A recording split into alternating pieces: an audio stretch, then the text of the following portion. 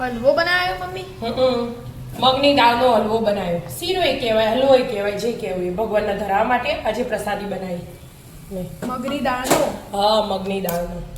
મસ્ત દેખાય. કેવી રીતે બનાવ્યો? કાંઈ શીખવાડ્યું તને? એનું આજે મગની દાળનો શીરો બનાવવાનો.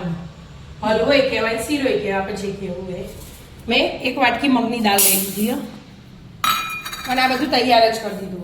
એક વાટકી મગની દાળ લીધી હતી ને એ જ વાટકીના માપથી એક વાટકી ઘી લીધું, એક વાટકી ખાંડ લીધી, 1.5 વાટકી દૂધ લીધું, અડધી વાટકી પાણી લીધું અને 2 ચમચી ઝીણો રવો, 2 ચમચી ચણાનો લોટ અને કાજુ બદામ પિસ્તા.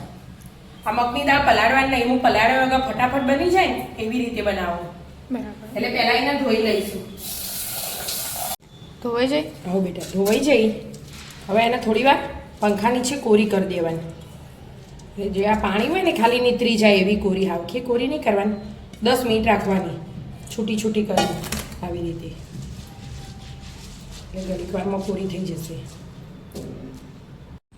કોરી થઈ જાય? આવો જો કોરી થઈ જાય ને પાણી ઉપર ના દેખાવું જુઓ ખાલી, બસ.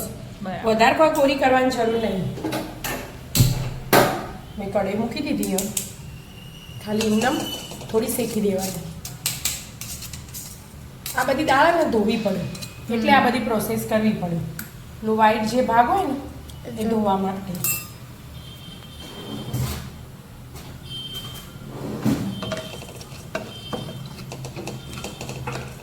શેકી દેવાની. થોડો કલર ચેન્જ થાય, બ્રાઉન કલર તારજો.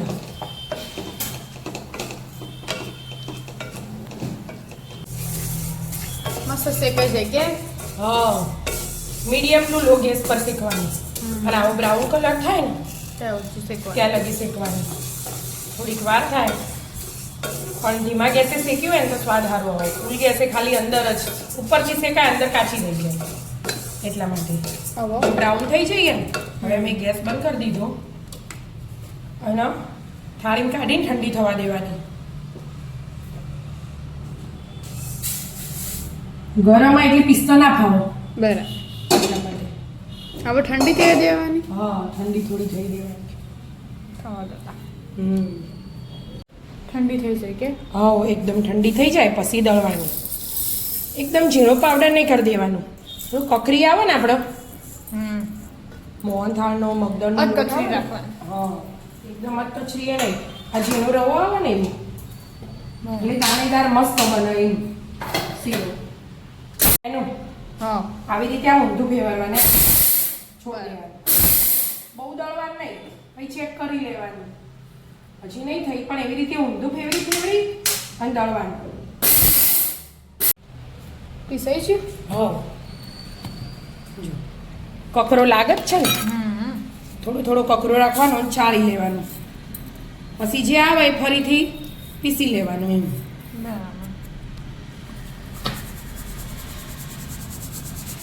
એમથી જાય એટલો જોવો.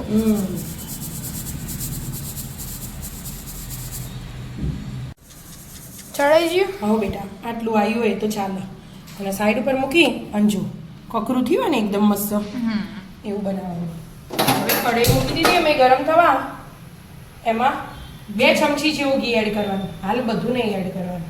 બરાબર, થોડું જ કરવાનું. એકદમ થોડું.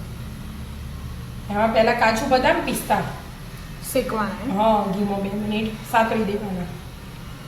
સમારી લીધા હોય તો એ ચાલે, પણ મેં હાલ સમય નહોતો ને સમારવા એટલે કીધું પછી ઠંડા થાય ને એટલે સમાર દે. કાજુ બદામ ને પિસ્તા શેકી લો. શેકાઈ ગયા? આવજો શેકાઈ જાય મસ્ત.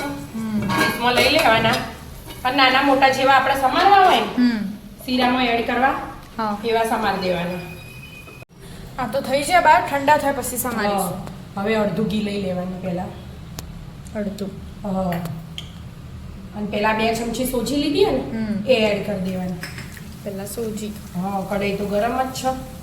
અને હાથે હાથે 2 ચમચી ચણાનો લોટ લીધો ઝીણો. સોજી ને ચણાનો લોટ? હા.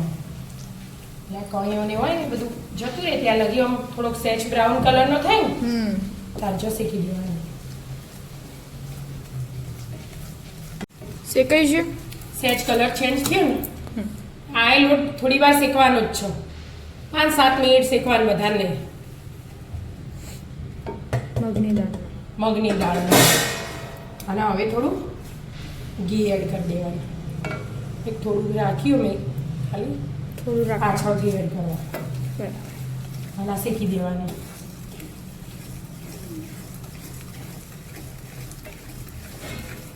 જો કકરો લોટ લાગે જ છે ને એનો હા બહુ ઝીણો થઈ જાય ને તો ચીકણો થઈ જાય સીધો.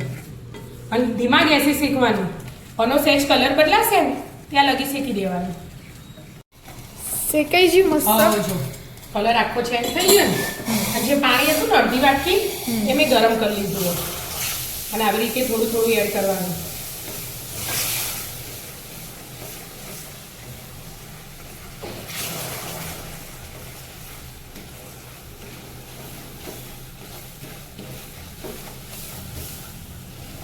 પીજો અને એમાં ને એમાં આ દૂધ હોય ને 1.5 વાટકી એ ગરમ કરવા મૂકી દેવાનું હાથે હાથે. 1.5 વાટકી દૂધ હા ગરમ કરીને લઈ લેવાનું. બધાના બરાબર મિક્સ કરી દેવાનું.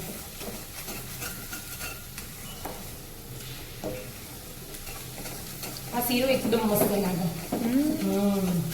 જો મસ્ત આમ લાગે ને ફૂલેલો ફૂલેલો ક્રીમી ક્રીમી.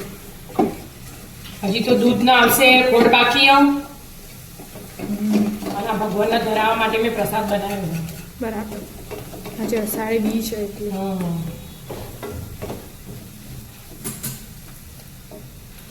દૂધ ગરમ થઈ ગયું. હવે દૂધ એડ કરવાનું.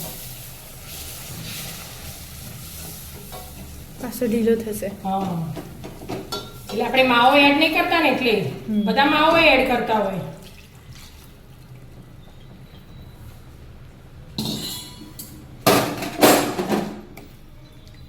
બરાબર બધું મિક્સ કરી દેવાનું સરસ. એક રસ થઈ જશે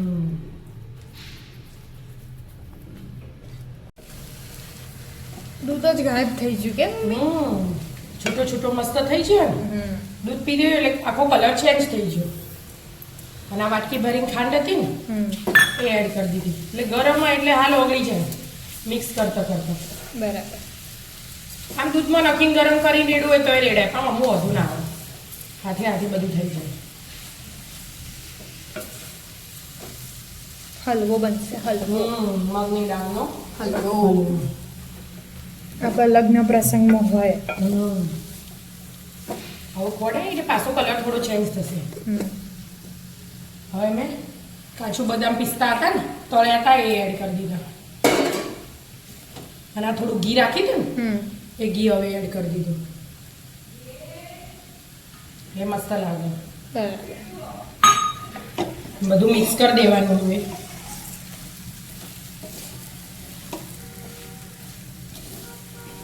મસ્ત બન્યો મસ્ત જ બન્યો. પહેલા ડીશમાં કાઢીને ભગવાનને ધરાવો પછી આપણે પ્રસાદ બી લઈશું. બની ગયું તો આવી જાઓ મિત્રો મસ્ત મજાનો મગની દાળનો હલવો ખાવા.